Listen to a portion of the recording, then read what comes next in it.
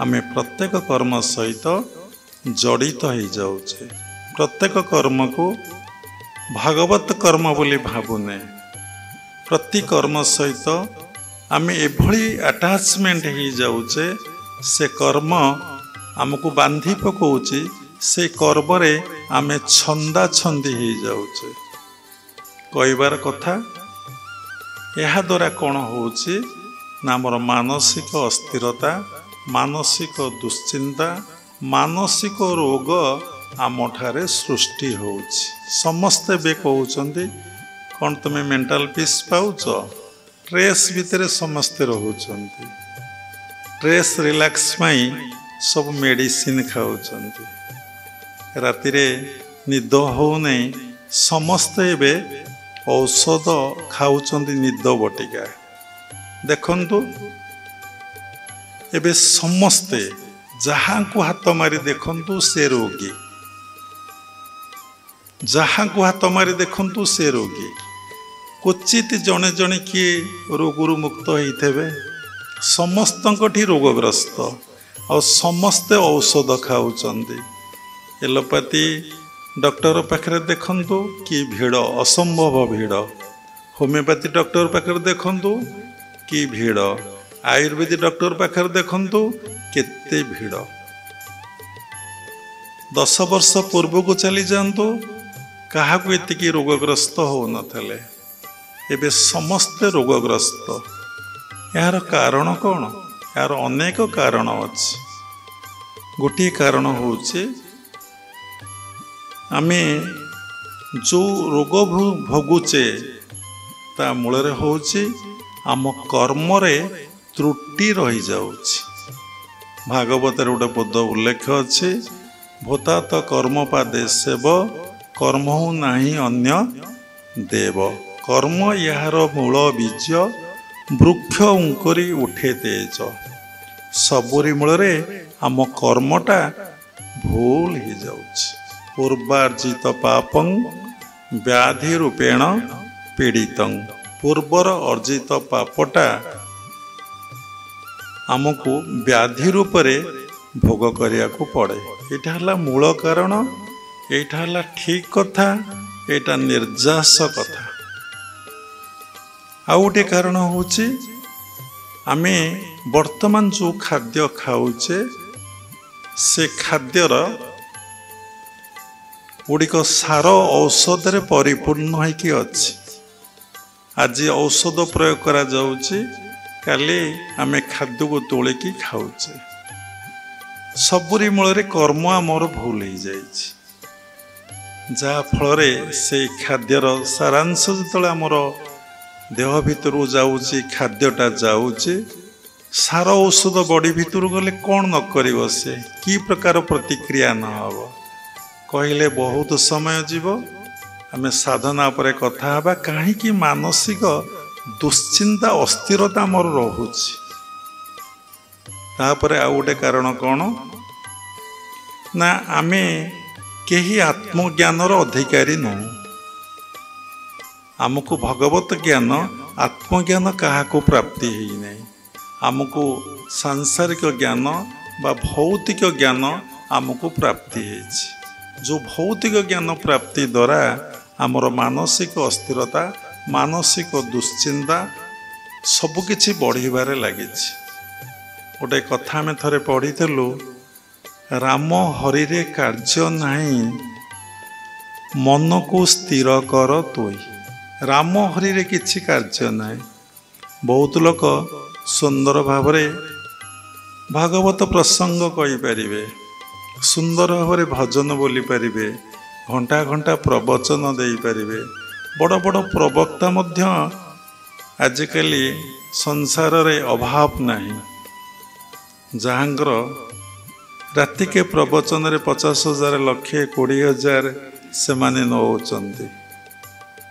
लोकंकर ये संसार रे विभिन्न प्रकार लोक अछंती। जेमती गोटे पोखरी बा समुद्र रे अनेक प्रकार माछ अछंती। गोटे जंगल रे विभिन्न प्रकार गछ जेमती अछि। विभिन्न प्रकार प्राणी, बाघ अछंती, सिंह अछंती, भालू अछंती, ହରିଣ ଅଛନ୍ତି, ଓଟ ଅଛନ୍ତି, ଗଧିଆ ଅଛନ୍ତି, କୁକୁର ଅଛନ୍ତି, ସରୀସୃପ ଠାରୁ କୀଟପତଙ୍ଗ ପର୍ଯ୍ୟନ୍ତ ଅଶେଷ ପ୍ରାଣୀ ଜୀବମାନେ ସବୁ ବାସ କରୁଛନ୍ତି।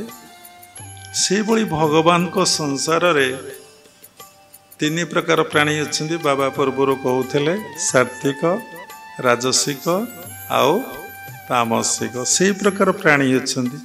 ସାତ୍ଵିକ ଲୋକମାନଙ୍କର ଟିକେ ନିଶା, ଟିକେ ଭଗବତ ପ୍ରସଙ୍ଗ ଶୁଣିବା, ଟିକେ ହରିକୃଷ୍ଣ କର୍ମ ଟିକେ କରିବା, ଯଜ୍ଞ ଟିକେ କରିବା, ଅଷ୍ଟପର ଟିକେ କରିବା, ପ୍ରବକ୍ତାମାନଙ୍କୁ ଡାକି ଭାଗବତ ପ୍ରସଙ୍ଗ ଟିକେ ଶୁଣିବା, ଭଗବାନଙ୍କର ମହିମା, ଭଗବାନଙ୍କର ଗୁଣ, ଭଗବାନଙ୍କର ନାମ ଟିକେ କୀର୍ତ୍ତନ ହେଲେ ତାଙ୍କୁ ଟିକେ ଭଲ ଲାଗେ।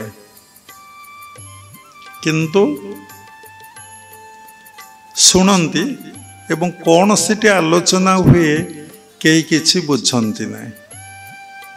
ଏବଂ ନିଜ ଜୀବନକୁ ପରିବର୍ତ୍ତନ କରିବା ପାଇଁ ବା ରୂପାନ୍ତରିତ କରିବା ପାଇଁ କ'ଣ ରୂପାନ୍ତରିତ କରିବେ ନା ଜୀବବୋଧରୁ କିଭଳି ଭାବରେ ଆତ୍ମବୋଧକୁ ଯିବେ ବା ପ୍ରକୃତି ଭାବରୁ କିଭଳି ଭାବରେ ପୁରୁଷ ଭାବକୁ ଯିବେ।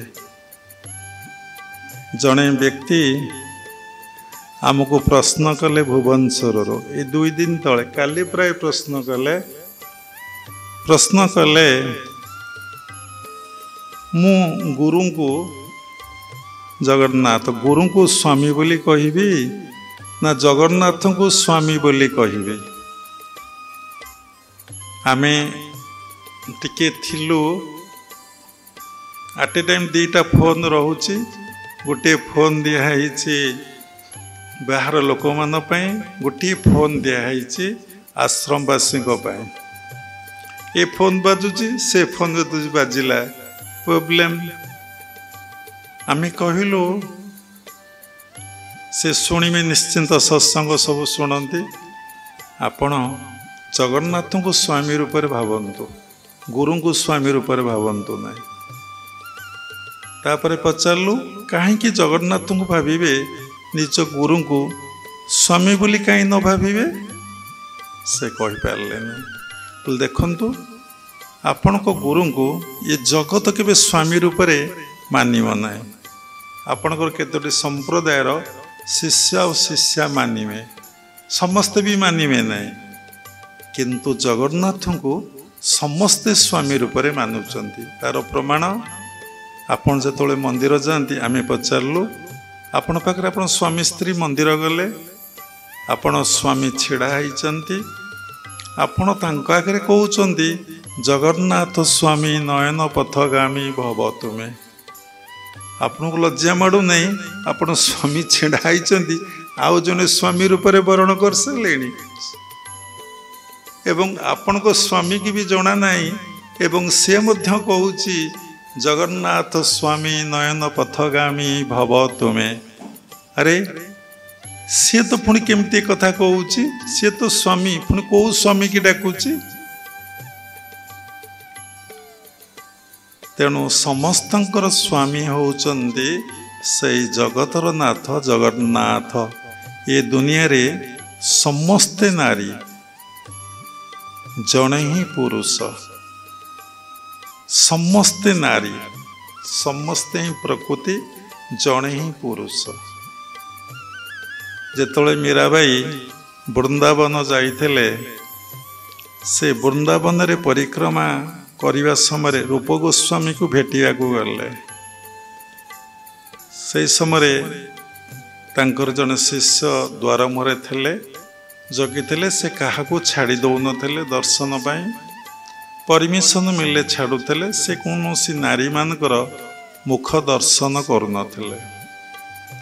ମୀରାକୁ ତାଙ୍କ ଶିଷ୍ୟ ଯେତେବେଳେ କଥା କହିଲେ, ମୀରା କହିଲେ, ଓହୋ, ଏ ବୃନ୍ଦାବନରେ ଜଣେ ହିଁ ପୁରୁଷ ଯାହାଙ୍କ ପାଇଁ ମୁଁ ଆସିଥିଲି, ସେ ହେଉଛନ୍ତି ଭଗବାନ ଶ୍ରୀକୃଷ୍ଣ।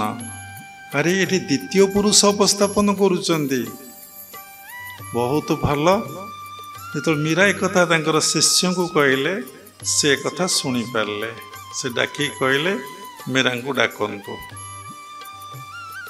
ମୀରା ଆସିଲେ, ଦର୍ଶନ କଲେ, ବାକ୍ୟାଳାପ ହେଲା ବହୁତ କଥା। ତେଣୁ ଏ ସୃଷ୍ଟିରେ ଜଣେ ହିଁ ପୁରୁଷ, ସମସ୍ତେ ହିଁ ନାରୀ। କେହିଟି ପୁରୁଷ ନୁହନ୍ତି। ପୁରୁଷର ଲକ୍ଷଣ ଅଛି ଯେ ପୁରୁଷ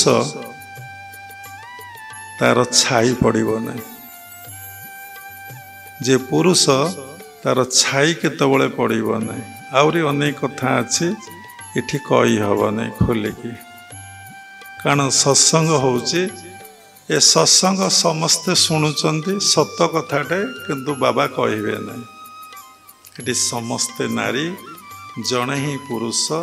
ସେ ସବୁରି ଭିତରେ ରମଣ କରୁଛି ଆମକୁ। ଯିଏ ଏ ଶରୀର ଭିତରେ ରମଣ କରୁଛି ସେ ହିଁ ପୁରୁଷ, ଆଉ ସମସ୍ତେ ହିଁ ନାରୀ।